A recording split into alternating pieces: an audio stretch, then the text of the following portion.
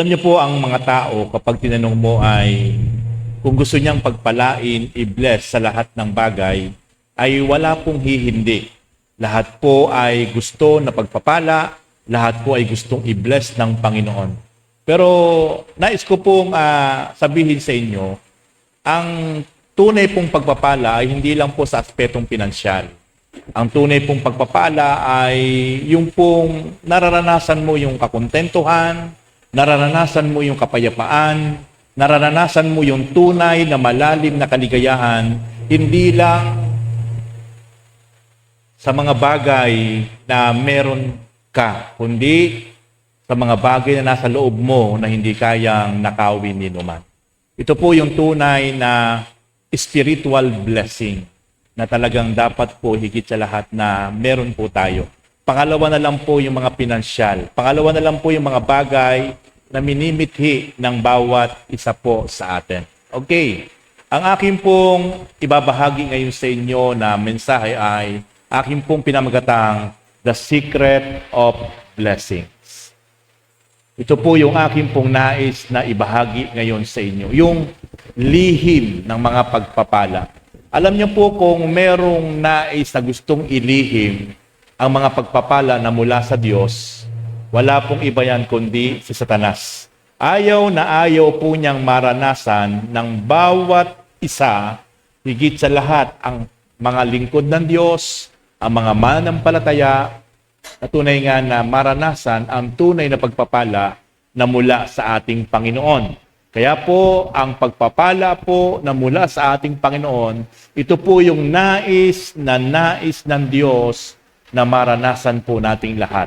Kaya po sa oras na ito, akin po ngayong ihahayag at ilalantad ang mga lihim ng pagpapala.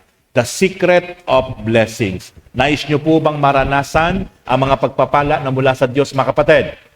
Wala pong hindi nagnanais na maranasan ang mga pagpapala na mula sa Panginoon. Okay, dito po sa aklat ng James chapter 1, verse 25, Santiago 1:25, ngunit ang nagsasaliksik at patuloy na nagsasagawa ng kautosang sakdal at nagpapalaya sa tao at hindi isang tagapakinig lamang na pagkatapos ay nakalilimot, ang taong iyan ang pagpapalain ng Diyos sa lahat niyang gagawin.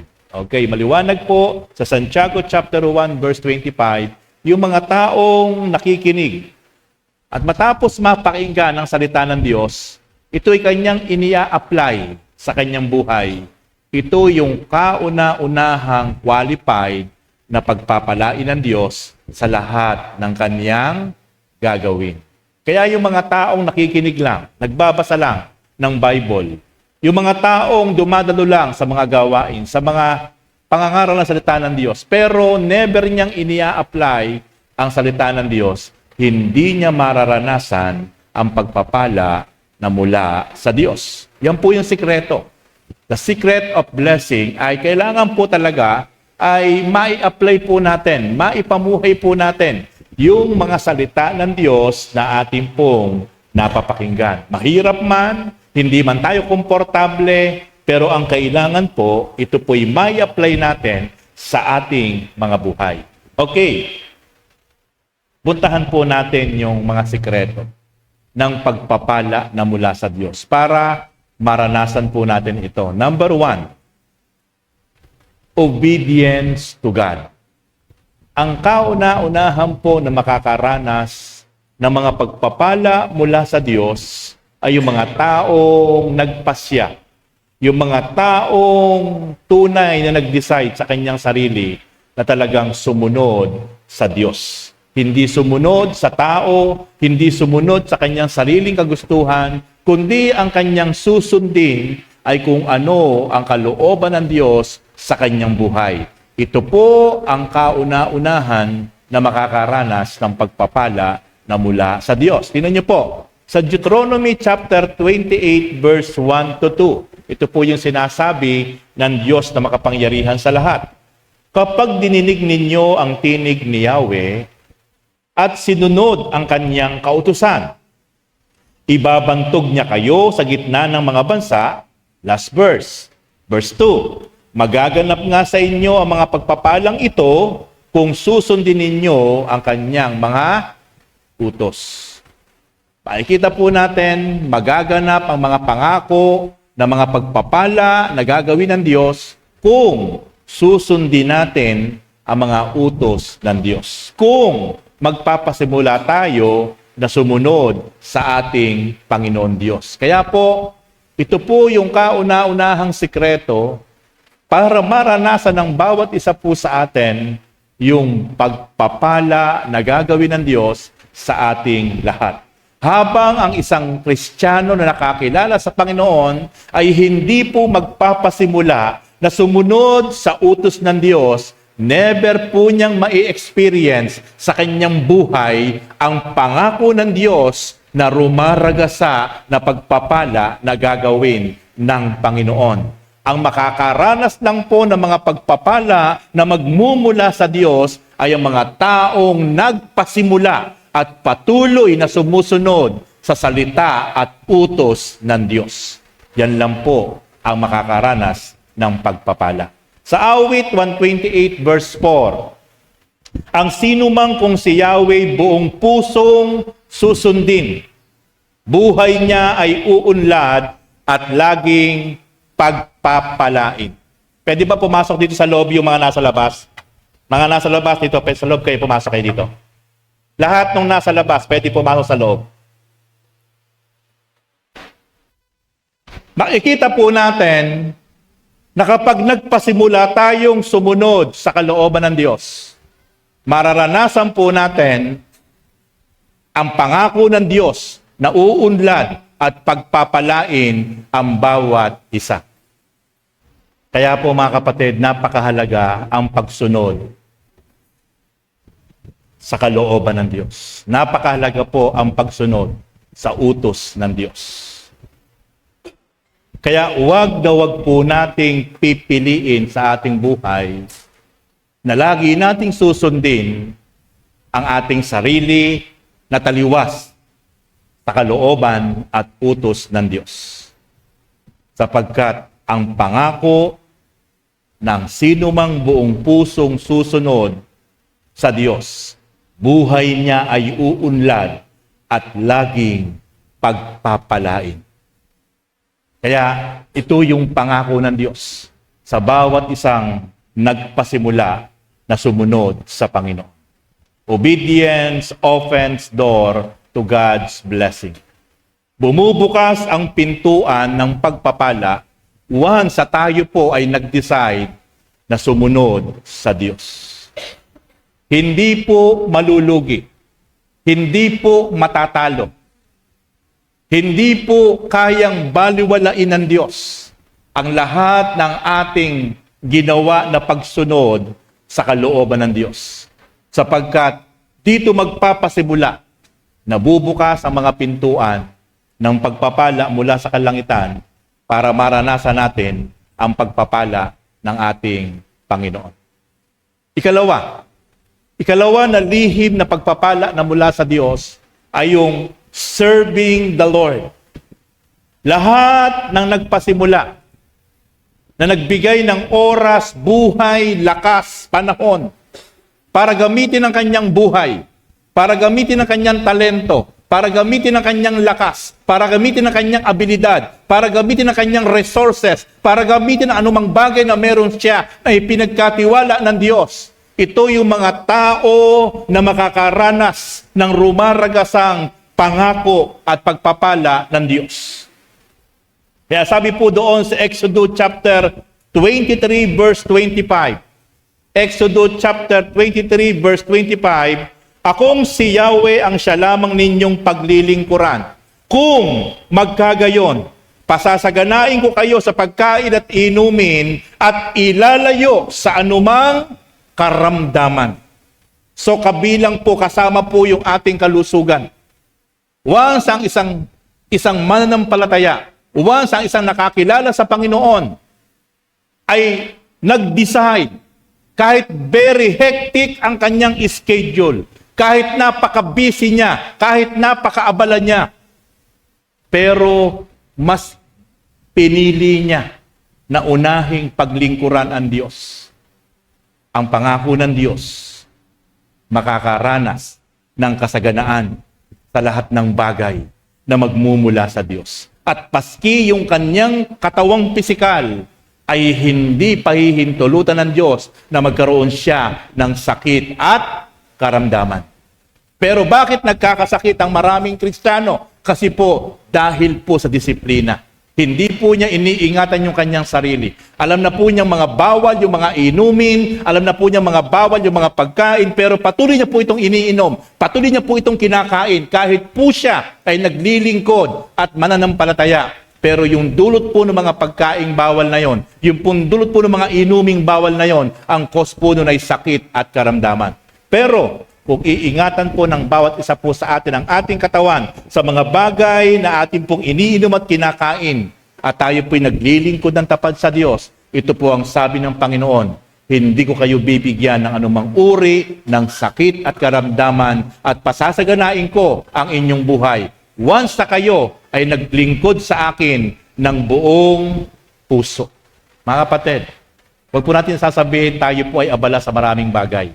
Huwag po nating idadahilan sa harap ng Diyos na tayo po'y busy sa ating mga pinagkakaabalahan. Ang pinakamasakit, ang Diyos ay mawalan ng panahon sa atin. Kung bakit natin nagagawa ang maraming bagay, kung bakit po tayo nakapag-iisip, nagiging creative po tayo, nagiging madiskarte po tayo, alam niyo po ba kung lahat siyang galing yan? Galing po yan sa Diyos. Binibigyan tayo ng wisdom. Binibigyan tayo ng karunungan, kaalaman, knowledge, and wisdom. Lahat po yan ay mula sa Diyos. Kaya wala po tayong maipagmamalaki. Kaya kung napakagaling po natin sa isang bagay, napakagaling po natin sa ating po mga pag-aaral, napakagaling po natin bilang isang negosyante, wala tayong pwedeng ipagmalaki. Lahat po yan ay talento at karunungan mula sa Diyos. Kaya hindi po pwedeng tayo abala sa maraming bagay at ito po yung ating idadahilan para hindi po tayo mag-serve sa Panginoon. Dapat po laging una yung ating desire na magamit po natin yung ating buhay, yung ating talento o whatever na meron po tayo, ito'y magamit natin to serve our God. Sapagkat ang sabi ng Diyos, akong si Yahweh na makapangyarihan sa lahat. Ang siya lamang ninyong paglilingkuran. Alam niyo po ba na pwede pong maging Diyos-Diyosa natin yung ating hanap buhay? Bakit? Once na yung ating hanap buhay ay nagiging dahilan kung bakit nawawalan tayo ng panahon sa Diyos, yan po ay nagiging idolatry. Sapagkat ang sabi ng Diyos, ako lamang si Yahweh ang dapat ninyong higit na pinaglilingkuran. Hindi masamang mag-aral. Hindi masamang maging abala sa maraming bagay. Hindi masama na tayo ay maging abala sa ating hanap buhay. Pero ang masama, ibinuhos na natin lahat yung ating panahon at oras, lakas, karunungan, kakayahan sa mga bagay na ipinagkatiwala sa atin ng Diyos. At nawala na tayo ng panahon para paglingkuran at sundin ang Diyos. Kaya po yung blessing, laging may hadlang, laging merong hindrance. Bakit? Kasi po ang pangako ng Diyos, ako lamang na si Yahweh ang inyong paglilingkuran. Kung ganon, sabi ng Diyos, pasasaganain ko kayo sa pagkain at inumin. Secret of overflowing blessing. Once na tayo po ay nag-decide na unahin na paglingkuran ang Diyos na makapangyarihan sa lahat. Ito po yung sekreto, mga kapatid, na inihahayag ko po ngayon sa inyo. Inililihim to ng kaaway. Inililihim to ni Satan. Pero ngayon, mapalad po tayo sapagkat inihahayag po ngayon ng makapangyarihang salita ng Diyos. Ang mga lihim para maranasan natin ang pagpapala na mula sa ating Panginoon. Kaya mga kapatid, kung magpahanggang ngayon, hindi pa rin po tayo makapag-decide na magamit natin yung ating buhay para mapaglingkuran ng Diyos. Kapatid, tayo po ang talo. Tayo po ang talo. Ako po ay, sa panahon ako po ay napakaabala po sa paghahanap buhay. Never ko pong idinahilan na yung hanap buhay ko po ay maging hadlang sa akin pong paglilingkod sa Diyos. Saksi po yan si Kuya Ray. Maghapon po kaming nagdi-deliver sa Pampanga, sa Magalang. May biyahe pa po ako Maynila dati, araw-araw tuwing madaling araw. Pero po pagkatapos ko pong magbiyahe ng aking pong mga produktong tinapay, sa maghapon, pagod na pagmamaneho, madaling araw babangon. Pero kapag po sa gabi, ang pinakapahinga ko po ay mag-Bible study, mag-serve sa Panginoon, maglingkod sa Diyos. Never ko pong ginawang dahilan, Lord, busy po ako, napakaabala ko po, napakarami ko pong dapat asikasuhin. Never ko po yung dinahilan sa Lord. Alam po yan ni Kuya Ray, saksi po siya. Dahil siya po'y nakasama ko po sa pagbibiyahe, sa pag-deliver araw-araw ng aking po mga produkto. Pero pagkatapos po namin bumiyahe sa maghapon, magpapalit lang po ako ng damit. Magpapalit lang po. Diretso na po sa mga gawain. Diretso na po sa mga Bible study. Ito po yung sinasabi ko po sa inyo, na hindi ko po ito itinuturo. Madaling magturo, pero ang tanong, yung bang itinuturo mo, ginagawa mo. Kaya tayo po, huwag nating idadahilan na napakaabala mo sa pag-aaral. Napaka-busy mo sa maraming bagay. Napakaabala mo sa paghahanap buhay. Mas mabigat, ang Diyos ang mawalan ng panahon sa atin. Napakahirap kapag ang pagsama ng Diyos ay hindi na po natin nararanasan. Kaya napakasarap po na kahit gaano po tayo kabisi, anuman ang narating natin, anuman po ang naging sitwasyon ng ating sitwasyon sa buhay, naging hectic man ang ating schedule, ang ating pong propesyon ay napakabisi, pero wag na wag niyo pong idadahilan na kaya hindi na kayo makapag-serve sa Panginoon, hindi niyo na po magamit yung buhay niyo ay dahil sa inyong kaabalahan. Bakit? Kasapagkat yun po ang magiging block para hindi po dumaloy ang pangako na pagpapalain tayo ng Diyos sa lahat ng bagay. At hindi niya tayo bibigyan ng kahit anong uri ng sakit at karamdaman. Kaya po, isa pong napakalaking pagpapala na patuloy pong maranasan po natin ang biyaya at galaw ng Diyos sa ating buhay. Dahil mas pinipili po nating unahin na paglingkuran ng Diyos. Ipagamit natin ang ating buhay. Anuman yung talent mo, anuman yung kakayahan mo, anuman yung abilidad mo, anuman meron ka na ipinagkatiwala sa iyo ng Diyos. Kapatid, gamitin mo yan para mapaglingkuran ang Diyos na makapangyarihan sa lahat. Sapagkat yan ang nais ng Panginoon. Okay, ikatlong lihim na itinatago ni Satanas para hindi talaga tayo makaranas ng pagpapala na mula sa Diyos. Faithful tither. Ito po yung paulit-ulit na itinuturo sa maraming simbahan. Ito po yung paulit-ulit na meron tumatayo ng mga exhorter para i-share ang lihim, ang daloy ng pagpapala. Pero alam niyo po ba, ito po ang napakalakas na galaw ng kaaway na talagang mental block niya.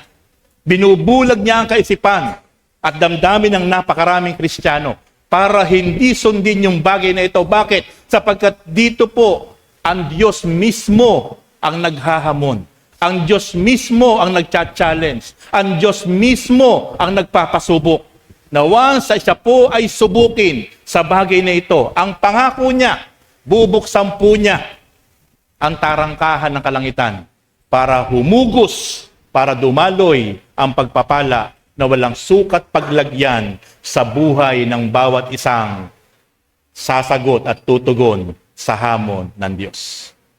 Once dumating po sa point ng buhay ng isang Kristiyano, ang pagiging faithful tithers, ang pangako ng Diyos ay mararanasan niya sa kanyang buhay. Magiging magaan. Magiging magaan ang biyaya at pagpapala sa buhay ng bawat isang mabubuksan ang puso at isipan.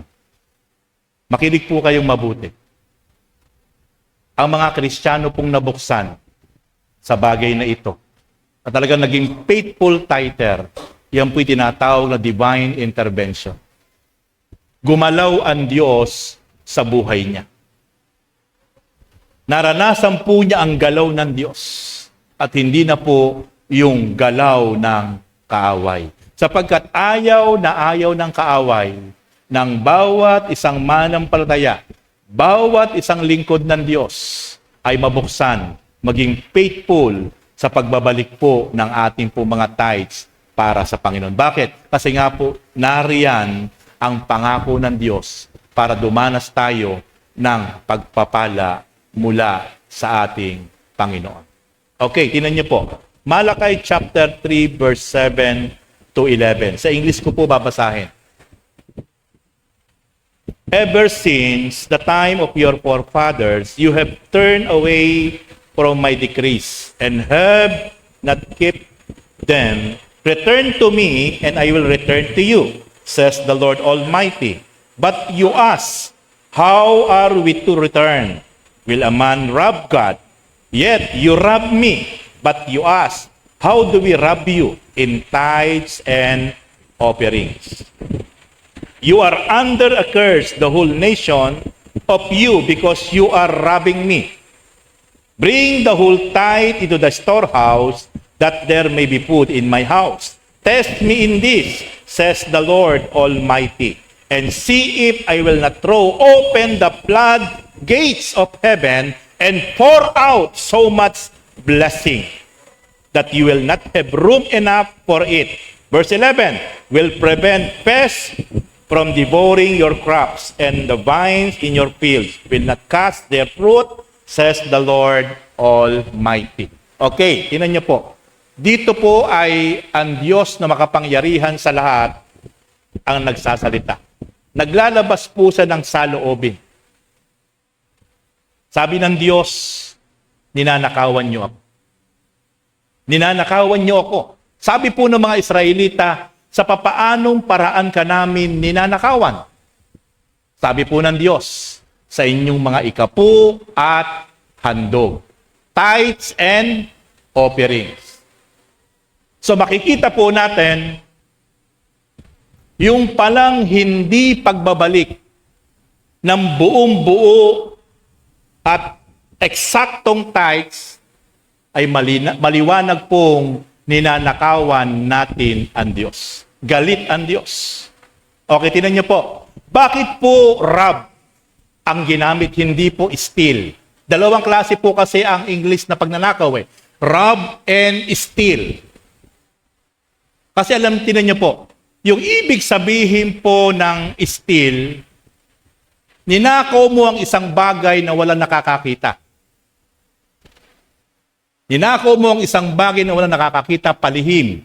Yun po yung ibig sabihin at meaning ng steal. Pero yung word po na rob, kinuha mo ang isang bagay na harapan, persahan. Yun po yung ibig sabihin ng rob. Ninakaw mo ang isang bagay na harapan sa isang tao. Kaya nga po yung doon kinuha yung tinatawag na robbery hold up.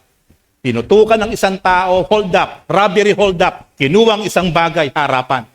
Kaya ito po yung ginamit dito. Sabi po dito ng Diyos, will a man rob God? Yet you rob me. Yung palang hindi pagbibigay ng tapat sa ating mga tithes, harapan po nating ninanakawan ang Diyos. Yan po ang ibig sabihin niyan. At yan po ang gustong-gusto ni Satanas. Na tayo po dumating sa point ng buhay natin na harap-harapan po nating ninanakawan ang Diyos. Na sa hindi pagbabalik ng talagang buong-buo na tithes natin mula po sa mga biyaya ng Diyos. Kaya po, maliwanag po ang sabi po dito, but you ask, how do we rob you? And sabi ng Diyos, in tithes and offerings. Verse 9, tinan niyo po. Tinan niyo po yung cause nung hindi po nating pagbabalik ng tithes sa Diyos. Sa verse 9, you are under a curse, the whole nation of you, because you are robbing me. Kaya napailalim po sa sumpa ang bansang Israel, ang mga anak ng Diyos, that time na hindi po sila tapat na nagbabalik ng kanilang mga tithes. Linawin ko po, ang tithes po ay 10%, all our income. 10% po ito ng ating kinikita. 10% po ito ng mga biyaya na dumarating po sa ating pong palad. Alam ng Diyos sa aking pong buhay, lahat ng mga biyaya na dumarating po sa aking pong palad, automatic po yun. Tinatanggal ko po yung 10%. Itinatabi ko po.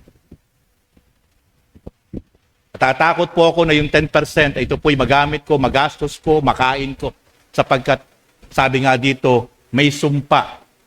Kapag yung 10% na biyaya ng Diyos ay atin pong ginamit pa, atin pong kinain pa, pinambili ng pagkain, sabi ng Diyos, kayo'y nasa ilalim ng sumpa. Ito ang dahilan kung bakit mabigat. Ito ang dahilan kung bakit maraming Kristiyano ay hindi maranasan ang pangako ng Diyos na biyaya at pagpapala. Laging mabigat ang buhay. Kasi nga po, may sinasabi ang Diyos, you are under a curse. Sapagkat ninanakaw nyo ang inyong mga ikapo na dapat ay sa akin. Okay, tinan nyo po. Tuloy po natin. Sa verse 10. Bring the whole tithe into the storehouse, that there may be food in my house. Test me in this, says the Lord Almighty. Tinan nyo po, ano po sinabi dyan? Bring all your tithe. Hindi po sinabing give. Sa Tagalog po, sa mababaw na kahulugan, pag binasa nyo po sa Bible, ang sinasabi po doon ay ibigay. Pero sa mas malalim po na salin sa King James Version sa Tagalog, ang sabi din po doon ay ibalik, dalhin. Pero sa English translation, kahit saan po nating basahin translation NIV, New King James Version, King James Version, kahit saang English translation, ang binabanggit po, bring, hindi po give. Bring all your tithes. Bakit ko po binibigyan din ito? Malaki po ang pagkakaiba ng word na bring at word na give. Bakit po bring ang ginamit ng Diyos? Dalhin. Dalhin nyo sa akin ng buong buo. Kasi po yung tithes, listen carefully, hindi po yan atin. Tithes belongs to God. Kaso po maraming Kristiyano, matagal na pong Kristiyano, yung tithes hindi maibigay. Lalo po pag malaki na, nangihinayang. Kaya po ginagamit nila yung 2 Corinthians chapter 9. Pagbigay kayo ng hindi napipilitan, ng magaan sa puso. Alam niyo po, pag binasa niyo po yon, sinabi po ni Pablo, hindi po patungkol po sa tithes yun. Patungkol po yun sa abuloy. Ito po yung paborito na kinokot ng maraming Kristiyano para po bigyan po niya ng katuwiran na sa panahon po natin ay hindi na po applicable ang pagbibigay ng tithes. No! Sa book of Numbers chapter 18 verse 24, maliwanag po doon, eternal covenant po ang pagbibigay po ng tithes, sa binanggit po sa mga Israelites. Eternal covenant, walang hanggang kasunduan.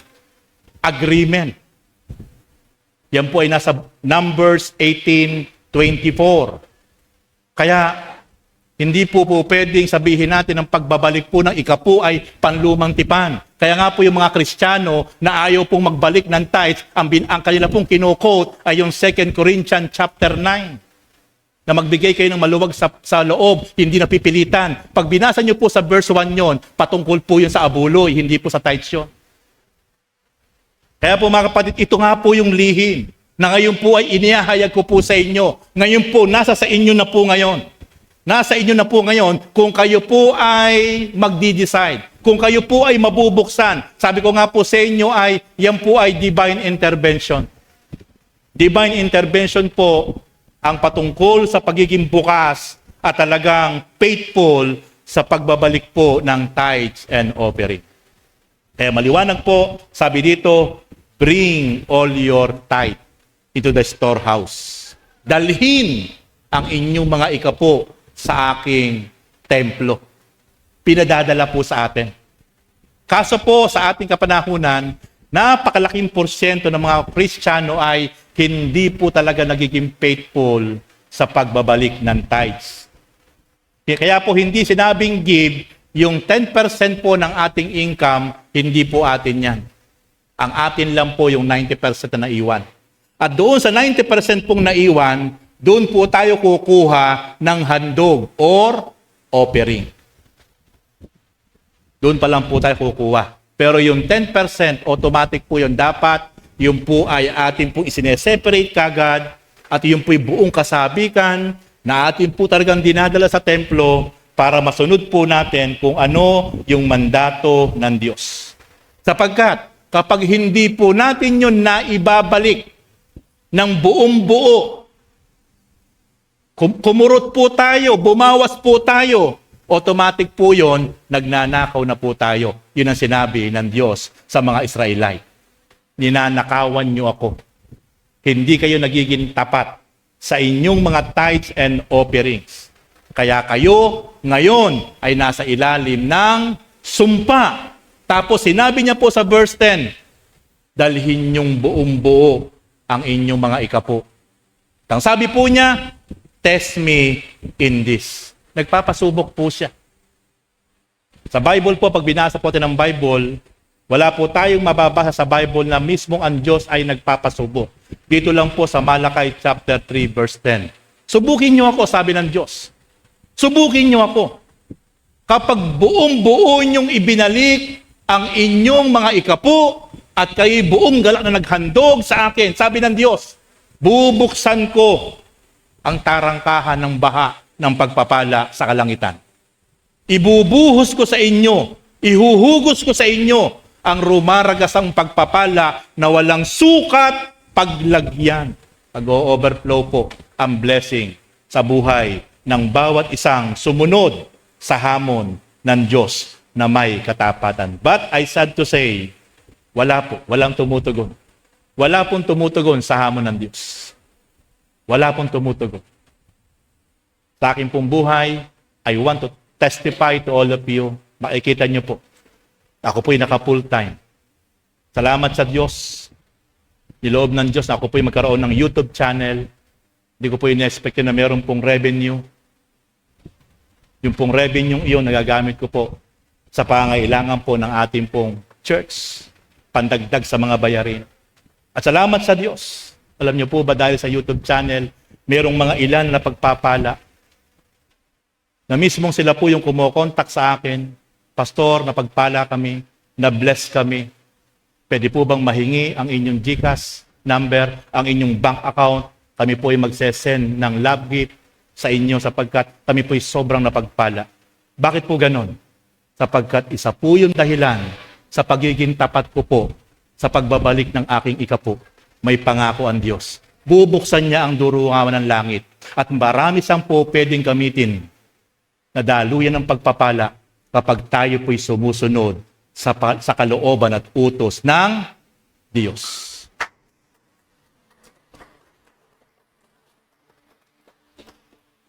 Yan po isang buhay na pauto ko po sa aking buhay.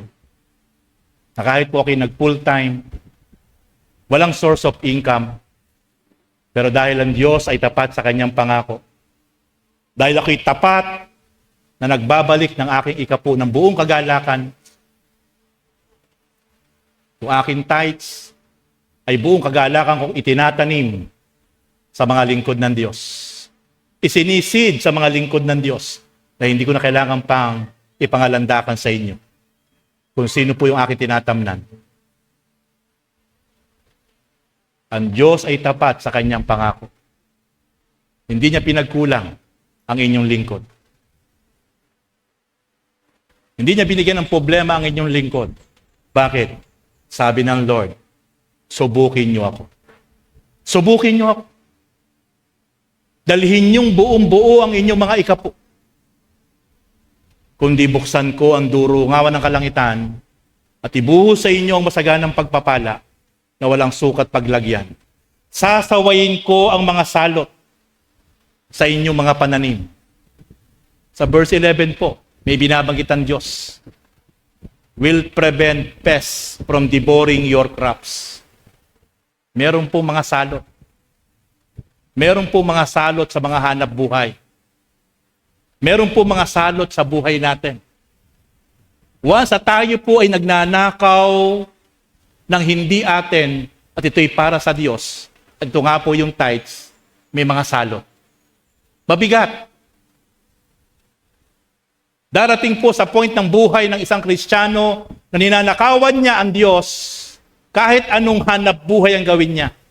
Kahit anong pagsisikap ang gawin niya. Hindi siya makaka-breakthrough. Bakit?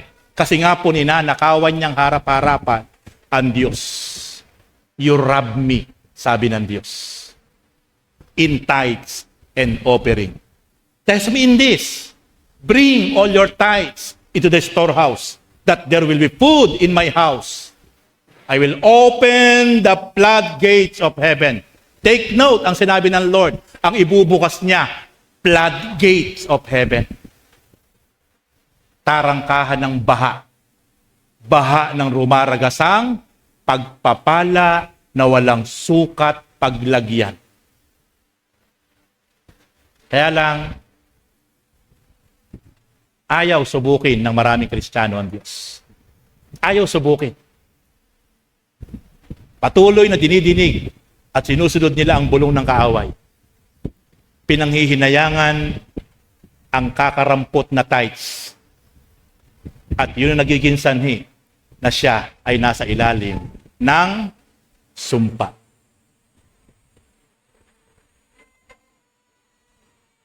Ako nga po, pangarap ko ay dumating sa point ng buhay ko, makapag-tithes ako ng 100,000, 300,000, 500,000. Bakit? Pakinig kayo. Huwag kayong malulungkot, huwag kayong manghihinayang kapag palaki ng palaki ang inyong ibinabalik na tithe sa Diyos. Bakit? Kasi habang lumalaki ang ating ibinabalik na tithe sa Panginoon, lumalaki ang biyaya at pagpapala na nararanasan natin mula sa Diyos. 90% po yung naiiwan sa atin. 10% lang po yung ibinabalik natin tithe sa Diyos. Yan kaso maraming Kristiyano, napakaliit pa lang po nung tithes. Halos 3-digit pa lang, 4-digit pa lang. Hindi na po maibigay ng faith ng tapat. Kung yung 4-digit, hindi mo maibigay, papaano mong kayang ibigay yung 7-digit? Alam niyo po ba yung 7-digit? Milyon na po yun. 1 million minimum. Yung 4-digit, minimum 1,000. 4-digit pa lang nanghihinayang tayong ibalik. Kaya sabi ng Lord, you rob me. Ninanakawan niyo ako. Kaya ito po ay naunawaan ko, naintindihan ko. Ito po'y tumimo sa aking isipan at nagkaroon po ako ng banal na takot. Ayaw na ayaw ko po talaga na sa buhay ko na yung mga biyaya na binibigay sa akin ng Lord, yung tithes noon ay hindi ko maibalik sa Diyos. Bakit? Kasi ninanakawan ko ng harap-harapan ang Diyos. At yun ang sanhi ng mabigat na buhay. Parang tumatapon sa buslong butas yung mga blessing na hindi mo makita kung saan napupunta. Pero once at naranasan po natin ang pangako ng Diyos, masasatisfied po tayo sa ating buhay. Mapapasalamatan mo ang Diyos dahil nararanasan natin yung gabay at pag-iingat ng Diyos. Ako po'y napakabihira na magturo about giving sa simbahang ito. Alam niyo po yan. Once a year lang po halos, twice a year lang po ako halos nagtuturo about giving. Kapag lang po may leading sa akin ng Panginoon. Kaya ko pong ituro yan, linggo-linggo. Kaya ko pong magturo ng linggo-linggo kung paano tayo pagpapalain ng Diyos. Pero hindi ko po ginagawa kapag wala pong leading ang Diyos sa buhay ko. Ngayon, meron pong leading ang Panginoon na ituro ko po ito. Kaya lang, kapag hindi nyo naintindihan at hindi kayo sumunod, kayo po ang talo. Bakit? Kasi po, yan po ang blocks para hindi natin maranasan ang sekreto at lihim na pagpapala na magmumula sa Diyos. Hahabulin tayo ng pabor. Hahabulin tayo ng biyaya. Hindi mo kailangang hanapin ang biyaya. Hindi mo kailangang hanapin ang pagpapala. Hahabulin ka ng pagpapala kapag ang Diyos ang gumalaw sa buhay mo, sa buhay ko, sa buhay nating lahat. Sapagkat yan po ang pangako ng Diyos.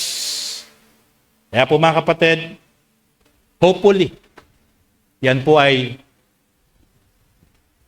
sagutin natin. I-deal natin ang challenge ng Panginoon. Sapagkat yan po ang problema sa napakaraming manampalataya. Paulit-ulit na naririnig, pero walang dating. Nauopen pa siya. Masama pa ang loob. Yun ang nakalulungkot. Kapag gano'n ang naranasan natin. Pero kapag dumating sa atin ang heart of obedience at tinanggap natin yung hamon ng Diyos, mapapansin nyo, pwede nyo tanongin ng Lord. Kasi siya po ang naghamon dyan. Pwede nyo po siyang balikan. Lord, nagiging tapat ako sa iyo. Bakit ganito? Pwede po yun. Bakit? Siya po ang may sabi nun eh. Subukin nyo ako. Subukin nyo ako sa bagay na ito. Dalhin yung buong buo ang inyong mga ikapo. Kundi ko buksan ang durungaw na kalangitan at ihugos sa inyo ang masaganang pagpapala. Sinabi niya po yun. Ang Diyos pag nagsalita, pag naghamon, 101% tuto pa rin niya po yun. Hindi po sa tao. Iba po na mag-challenge ang Diyos. Ako po, yung Malakay chapter 3, verse 10 po na yan, panahon po ng kalakasan ko pong kumita sa aking hanap buhay. Nung ako po ay mabuksan po dyan. Never ko pong pinanghinayangan ang aking tithes. Until now, sapagkat naintindihan ko po, ang tithes ko ay hindi sa akin. Dapat ibalik ng buong buo sa Diyos. At naranasan ko po yun. Yung pangako ng Panginoon. Sa aking pamilya, sa aking mga anak. Sapagkat yun ang pangako ng Diyos. Ika-4, na lihim ng pagpapala. Generosity. Yung mga taong mapagbigay. Yung mga taong laging marunong mag-share ng blessing. Laging marunong mag-share kung anong meron siya. Yan po ang makakaranas ng biyaya at pagpapala mula sa Diyos. Sabi po ng Kawikaan chapter 11 verse 24, ang taong mapagbigay ay lalong yumayaman, ngunit naghihirap ang tikom ng mga kamay. Totoo po yun. Kapag ang tao po ay generous, mapagbigay, talagang cheerful giver, yung ibinibigay niya, dinodoble ng Diyos ang balik sa kanya. Habang nagbibigay siya, doble ang balik sa kanya. Pero yung mga taong tikom ang kamay, lalong naghihirap. Meron na po ba kayong nakita na mga taong nanghihingi lagi na ayaw magbigay na sumagana? Wala po. Mga taong laging nakapila, mga taong laging gustong manghingi, pasilin niyo po ang buhay. Never sumagana ang buhay. Bakit? Kasi po ayaw magbigay eh. Gusto po laging humingi. Pero ang mga taong mapagbigay, gumaganda ang buhay. Pinagpapala ng Diyos. Bakit? Yun ang pangako ng Diyos. Kapag ikaw ay mapagbigay, lalo kang pauunlarin, lalo kang pagpapalain ng Diyos. Pero yung mga taong tikom ang kamay, mga taong kuripot, never po yan makakaranas ng pagpapala na mula sa Diyos. Never. Never po niya mararanasan ng masaganang buhay. Bakit? Kasi nga po, tikom, kuripot. Meron na, gusto pa manguha. Ayaw po magbahagi. Ayaw po mag-share. At never niyang mararanasan. Alam niyo po ba?